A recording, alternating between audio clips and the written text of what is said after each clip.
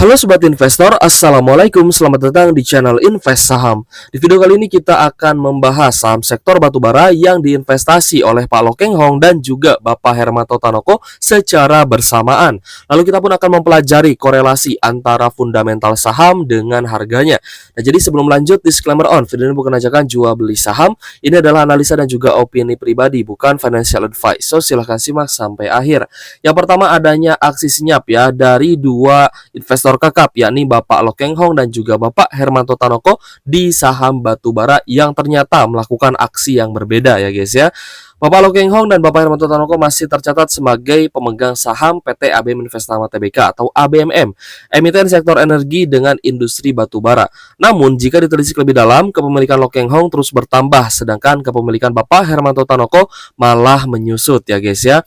Nah, jadi untuk per 30 Juni 2024, investor Lokeng Hong ini tercatat memiliki sebesar 5,06% saham ABMM dan dia masih berada di urutan nomor 3 pemegang saham terbesar ABMM setelah PT Tiara Marga Trakindo dan juga Vale Verde Pte Limited Singapura ya guys ya, dengan kepemilikan masing-masing 53,55% dan 25,51%. Nah, jadi untuk Pak Lokeng Hong ini ya, kenapa kok sangat suka ya dengan saham emiten batubara yakni ABM Investama? Kenapa tidak masuk ke Adro? Kenapa tidak masuk ke PTBA ya guys ya? Dugaan saya ya memang Bapak Lokeng Hong ini dia itu lebih paham guys dengan kontraktor batubara itu ya, karena beliau pun kan pernah ya berinvestasi di UNTR ketika 97 lalu ya guys ya, 96 97 lalu ketika terjadi kerusuhan ya guys ya, krisis moneter, beliau berinvestasi di UNTR ya, karena beliau juga paham ya guys ya bahwa UNTR itu bisnisnya terdiversifikasi, bukan hanya penjualan alat berat saja ya, tapi ada juga penyewaannya, kontraktornya gitu guys ya, dan juga tambang batu baranya. Jadi beliau pasti lebih paham ya guys ya bagaimana keuntungan yang akan didapatkan ya oleh kontraktor batu bara ketika bahkan harga batu baranya itu juga ada penurunan. Nah, beliau pun melihat bahwa ABM Investama ini adalah salah satu perusahaan yang cukup oke ya untuk beliau investasi dan juga tambah muatan secara terus-menerus. Nah, berbeda dengan Bapak Hermanto Tanoko yang mengalami penurunan ya guys ya. Berbeda dengan Bapak Lokeng Hong yang masih yakin untuk menambah muatan di saham ABM Investama. Dan ini juga sebenarnya hal yang cukup wajar ya, dan tidak ada masalah sebenarnya ketika Bapak Hermanto Tanoko memperkecil kepemilikannya. Tidak ada masalah ya guys ya, karena investor pun pastinya mempunyai keperluan ya, entah itu keperluan untuk bisnis atau untuk apapun itulah. Jadi pasti ya guys ya, ketika harga naik akan ada perubahan ya, either itu tambah muatan atau ya kemungkinan besar juga ada penjualan. Nah, jadi ya paling besar di sini adalah dan sebagai pengendali ada PT Tiara Marga Trakindo, lalu ada Vale Verde Pte Limited Singapura, Dr. Andus Lokeng Hong ya di urutan ketiga, lalu ada Noble Investment Corporation Singapura di urutan keempat. Lalu di urutan kelima baru ada Bapak Hermanto Tanoko ya guys ya, yang jumlah kepemilikannya ini kita lihat guys ya, tidak jauh berbeda ya dengan Shailendra Asia Pte Limited Singapura ya, badan usaha asing di Singapura ya. Jadi kepemilikan Bapak Hermanto Tanoko bisa saja nanti tersalip ya oleh Shailendra Asia Pte Limited seperti itu. Nah, jadi untuk saham ABM Investama ya, seperti yang tadi saya jelaskan kenapa Pak Lokeng Hong itu suka ya dengan saham yang satu ini. Dan kita lihat juga di satu minggu terakhir ya guys ya, satu bulan ya, bahkan satu bulan terakhir harga saham ABM Investama ini sudah naik ya ke level 3.900-an kemarin ya, sekitar 11,34% lebih, karena hari ini mengalami koreksi 2%-an gitu guys. Jadi ABM Investama ketika harga sahamnya naik ya, lalu ada investor besar yang mau jualan sebagian kepemilikannya, yaitu wajar ya, karena kita pun pasti kalau misalkan harga sahamnya sudah naik tinggi, kita pun ingin take profit ya, seperti itu. Nah, jadi just information ya buat teman-teman, hari ini saham games ada koreksi ya. Jadi saham games itu ada penurunan dan ternyata ya banyak juga loh yang beli di harga pucuk ya. Saya agak habis pikir gitu ya. Ya memang sahamnya lagi hype ya, memang sahamnya lagi naik gitu ya. Cuman itu kan keuntungan buat teman-teman investor yang sudah ambil di harga bawah ya, yang mereka sudah bersabar menunggu ya dividennya, mendapatkan dividen pertama, dividen interim, dan lalu ternyata harga sahamnya juga dinaikkan lagi. Mereka tetap teguh memegang sahamnya gitu ya. Nah, itu adalah sebagai reward ya, keuntungan investasi untuk teman-teman yang sudah pegang ya guys ya sejak lama sebenarnya. Tapi kalau misal tiba-tiba teman-teman belinya di atas, belinya di pucuk ketika harga sahamnya sudah naik tinggi gitu guys ya, maka ya sebenarnya teman-teman beli di harga pucuk dan itu sangat tidak bagus ya jika teman-teman teruskan ya, apalagi ternyata terjebak nantinya di saham gorengan ya, saya rasa perlu dirubah ya guys ya, behavior seperti itu perlu dirubah ya. Seharusnya kita membeli saham bagus itu ketika harganya belum jalan, ketika harga sahamnya dia masih sideways, masih di bawah gitu ya, atau kita melihat ada tanda-tanda bullish reversal barulah kita masuk. Seperti itu guys. Itu adalah pelajaran yang bisa kita dapatkan ya guys ya di technical analysis. Nah, jadi untuk ABM sama ya, kita lihat dari valuasi sangat murah. Inilah yang beliau sukai juga ya. Yang Bapak Lau Keng Hong sukai juga. Di sisi lain memang beliau pun sudah paham ya dengan bisnis batubara, bisnis kontraktor batubara itu beliau sudah paham. Karena sebelumnya beliau pun investasi di UNTR gitu ya. Jadi pasti beliau baca-baca laporan keuangan ya guys ya, mengunjungi tambangnya ABM Investama, meluangkan waktu seperti itu ya, pasti beliau sudah paham banyak lah. Makanya kalau misalkan mau mengikuti ya saham-saham pilihan Pak Lau Keng Hong, ada juga ya seperti itu pilihlah saham yang ketika dia itu turun atau belum jalan gitu ya. Misalkan NISP hari ini turun ya, BNGA ya, itu kan belum jalan gitu guys. Jadi ya masih ada peluang lah sebelum nanti bisa lanjut naik lagi, sebelum nanti hype lagi gitu guys. Nah, jadi untuk valuasi dari ABMM ini cukup murah, PE ratio di angka 3,8 kali dengan PBV 0,82 kali. Ini menjadi salah satu pilihan Bapak Lau Keng Hong ya, yang mana memang beliau lebih suka valuasi yang sangat murah gitu. Meskipun dari sisi debt atau hutangnya ini cukup besar gitu guys ya, liabilitasnya di atas 100%, 21,4 triliun, sedangkan ekuitasinya hanya 12,8 triliun saja. Net profit marginnya bagus ya, 18,69%. Lalu kita lihat dengan dividen yieldnya juga oke ya, 7,70% untuk di harga saat ini. Kemarin bagi dividen 295 per lembar saham ya di 28 Mei 2024. Jadi masih rutin bagi dividen. Sedangkan untuk return on equity ya di angka 28,61% juga cukup tinggi. Jadi dari sisi valuasi sangat murah, dari sisi fundamental tidak ada masalah ya, kecuali hanya hutangnya saja yang besar, seperti itu guys. Lalu dari laba bersih pada kuartal 1 mengalami koreksi dan wajar, saham batubara lain pun sama ya, mengalami koreksi pada kuartal 1.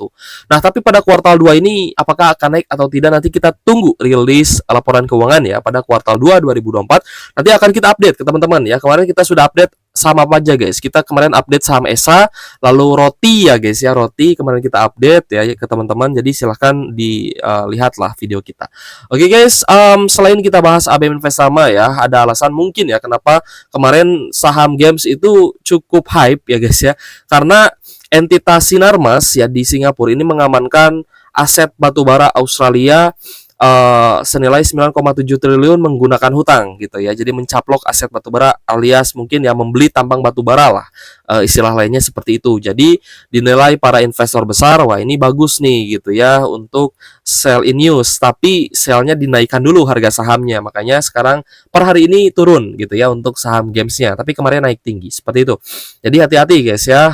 Kalau misalkan memang harganya naik, teman-teman melihat bahwa ini sudah price in ya, sudah di resisten. Kemarin kan kita bahas ya, resisten 4 sudah tertembus gitu. Jadi ya silahkan teman-teman mau take profit silahkan. Ya asal jangan sampai teman-teman baru beli di pucuk, itu saya rasa kurang bagus lah behavior seperti itu.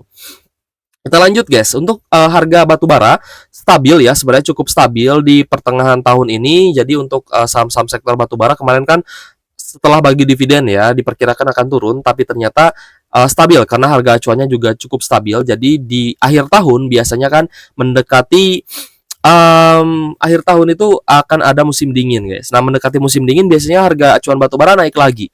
Maka investor besar mulai masuk di saham batubara ketika harga batubaranya belum naik gitu guys. Tapi untuk saham-saham batubaranya mulai mengalami kenaikan.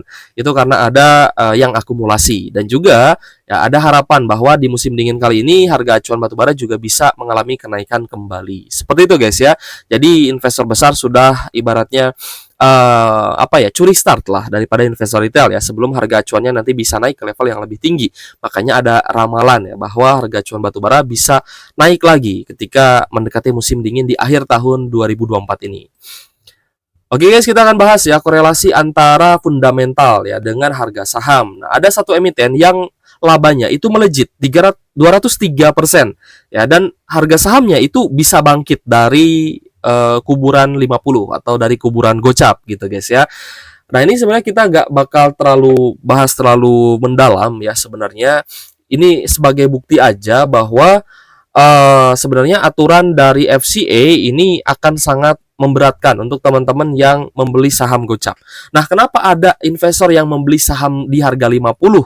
Nah, alasannya mereka itu sudah melakukan analisa mendalam, guys. Mereka sudah melakukan analisa mendalam saham-saham yang di level 50 apakah masih punya potensi dan peluang untuk bisa naik lagi atau tidak.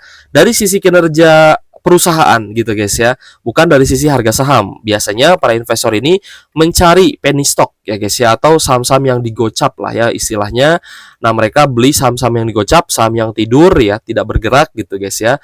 Nah, ketika nantinya perusahaannya itu ternyata bagus lagi, menghasilkan kembali, maka bisa naik tinggi. Ya, seperti salah satunya adalah saham ini ya. Saham ini adalah BSBK. Ya guys, di sini kita ambil contoh BSBK dan ada satu contoh lagi nanti kita bahas. Jadi BSBK, PT Wulandari Bangun Laksana Tbk ini dulu memang sering sekali atau saham yang banyak ditradingkan di sektor properti dan juga real estate. Ya, dan juga kalau misal kita lihat ya, per hari ini masih naik 13,25% di harga Rp94 per lembar saham. Dan di satu minggu terakhir ya, kita coba cek satu minggu terakhir guys, 18% ya. Satu bulan terakhir 70%. Nah, ternyata kan mengalami kenaikan ya guys ya, dari level 50-an ke 94 itu sudah 70%. Coba kita cek year to date lah. Year to date apakah masih berada di gocap ya? Year to date sudah mulai fluktuasi ya guys ya. Meskipun sempat beberapa kali dia kembali lagi ke gocap ya, tapi sudah mulai ada pergerakan-pergerakan. Totalnya 84%-an ya kalau misalkan dari level gocapnya. Tapi kalau misalkan satu tahun itu benar-benar teman-teman bisa lihat pas dia tidur di 50 ya, sampai di Desember lalu. Agustus, September, Oktober, November, Desember 2023 dia masih tidur di gocap. Lalu mulai ada percikan-percikan gitu guys ya, mulai ada fluktuasi. Nah, di sini kan berarti ada something new, ada sesuatu hal yang baru. Ya, mungkin ya guys ya, banyak juga investor yang sudah melihat bahwa BSBK ini akan ada kejutan atau mungkin pengendalinya sendiri gitu guys ya, yang melakukan akumulasi sehingga harga sahamnya sempat naik tapi turun lagi, naik lagi, turun lagi. Ini wajar. Nah, tapi ya yang harus kita garis bawahi di sini adalah pada kuartal 1 labanya itu mengalami kenaikan dari 4 miliar menjadi 17 miliar. Jadi pada awal tahun 2024 pun ketika ada kenaikan seperti ini teman-teman harusnya mulai curiga nih. Ada apa gitu guys ya dengan saham BSBK. Lalu pada laporan keuangan kuartal 1 rilis, wah ternyata BSBK labanya naik gitu guys ya, beberapa kali lipat. Nah, di kuartal 2 ini juga naik lagi gitu guys ya, naik 203% secara year on year dari 9 miliar menjadi 23 miliar rupiah. Nah, berarti kan dari sini kita sudah bisa melihat bahwa BSBK ini saham yang perusahaannya itu masih beroperasional. Perusahaannya masih bisa bangkit dan menghasilkan laba. Jadi di sini ya pengendalinya menaikkan lagi harga sahamnya dan ada market maker juga yang masuk seperti itu ya. Nah, meskipun dari PE ratio cukup tinggi ya guys ya, PE ratio di angka 18 kali, tapi PBV-nya masih cukup murah sebenarnya 0,86%.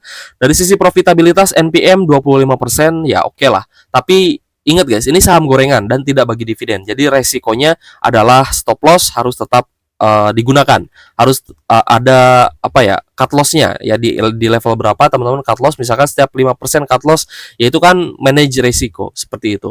Lalu dari sisi return on equity kecil 3,8% saja, return on asset 2,6% saja. Kita cek dari ekuitasnya ya, cashnya 16 miliar, total aset 2,5 triliun, liabilitas 790 miliar, dan ekuitasnya 1,7 triliun. Dari rasio hutang aman ya guys ya, dari cashnya cukup kecil, tapi asetnya masih cukup banyak gitu guys, 2,5 triliun. Dan untuk profitnya pada kuartal 2 ya guys ya, ini cukup menarik sebenarnya, ada pertumbuhan laba bersih, padahal di tahun 2023 pun itu mulai menunjukkan adanya kenaikan laba bersih itu sejak kuartal 4 ya 2023 lalu, 21 miliar naik dari 2 miliaran. Nah, jadi untuk BSBK ternyata sejak kuartal 4 ya, kenapa harga sahamnya naik di kuartal 1 2024? Karena di kuartal 4-nya itu sudah mulai ada apa ya, pertumbuhan laba bersih. Nah, inilah korelasi guys antara kinerja perusahaan dengan harga saham. ketika laba bersihnya naik, saham di gocap pun itu bisa bangkit lagi. Ya bisa bangkit dari kuburnya gitu guys. Meskipun digocapkan lah oleh market makernya. Tapi kan bandar yang sebenarnya adalah pemilik dari sahamnya itu sendiri, pemilik dari perusahaannya itu sendiri gitu guys ya. Jadi kalau misalkan pengendalinya mau harganya naik, maka bisa saja terjadi seperti itu ya. Oke guys, jadi selain BSBK yang kita contohkan di sini ada juga saham Goto gitu guys ya. Goto ini juga hari ini mengalami kenaikan ya 7,84%, naik dari level 51. Nah, Goto pun kemarin sempat ada percikan-percikan ya fluktuasi dari 50 ke 51. 50 51 50 51 gitu ya. Dan Goto hari ini naik 7,84% ke level 55. Tapi tadi sempat ya ke 58, 59 mungkin ya, tadi sempat naik ke level tersebut, tapi ya kembali turun lagi. Karena kenapa ada turun lagi? Karena pasti banyak yang take profit nih. Orang-orang yang beli di 50, mereka akan take profit ya dengan profit ya 7,8%, 8%, mereka akan take profit seperti itu. Nah, tapi kita belum melihat ya guys ya, bagaimana laporan keuangan di kuartal 2 untuk saham Goto ini apakah akan meneruskan track record kerugiannya atau nanti kerugiannya akan semakin menipis gitu guys ya, atau malah akan berbalik untung karena ada isu buyback ya, lalu CFO dari Goto juga katanya akan diganti ya guys ya, dan semoga saja kedepannya Goto ini menjadi semakin baik lah ya dan menjadi perusahaan yang profitable kembali seperti itu. Oke guys, untuk saham Goto, congrats buat teman-teman yang sudah beli di Gocap kemarin dengan penuh keyakinan bahwa harga sahamnya akan naik lagi. Nah, terserah teman-teman nih, udah naik mau take profit silahkan, ya mau tidak juga silahkan, ya mungkin mau masih yakin bahwa Goto akan ke 100 ya gitu ya, masih mau cuan beggar dari Goto, itu kan tergantung analisanya masing-masing. Seperti itu guys ya untuk saham Goto, BSBK yang sudah mengalami kenaikan dari level 50 ya, bahkan BSBK ini sudah dari awal tahun lah ya, tapi kita jadikan contoh saja bahwa ada korelasi antara fundamental dengan harga saham, meskipun korelasi itu tidak langsung instan dan juga tidak sepenuhnya berkorelasi secara mirroring atau secara apa ya, bisa dikatakan secara sejalan gitu ya, atau searah. Kadang gini guys, kadang laba bersihnya naik tapi harga sahamnya turun, bisa juga ya, itu pun biasanya market makernya mau mengurangi retail yang ada ya, dia mau biarin retailnya take profit atau mau bikin retailnya itu kabur ya guys ya, udahlah kabur lah gitu ya, sahamnya kok turun patah tren atau segala macam gitu. Tapi ya kalau misalkan memang teman-teman trader patah tren harusnya keluar gitu guys ya, sebelum di ARB kan seperti itu. Oke guys, terima kasih sudah menonton channel Invest Saham. Semoga video ini bermanfaat untuk teman-teman ya. Kita sudah membahas beberapa saham. Ada saham ABMM yang masih diakumulasi oleh Bapak Lokeng Hong, sedangkan Bapak Hermanto Tanoko ada ya penjualan lah ya. Mungkin take profit juga seperti itu. Dan saham-saham lain ya seperti Games tadi kita sedikit bahas, itu ada penurunan hari ini, BSBK yang naik dan Goto juga yang mengalami kenaikan. Oke guys, thank you for watching. See you on the next video. Wassalamualaikum warahmatullahi wabarakatuh.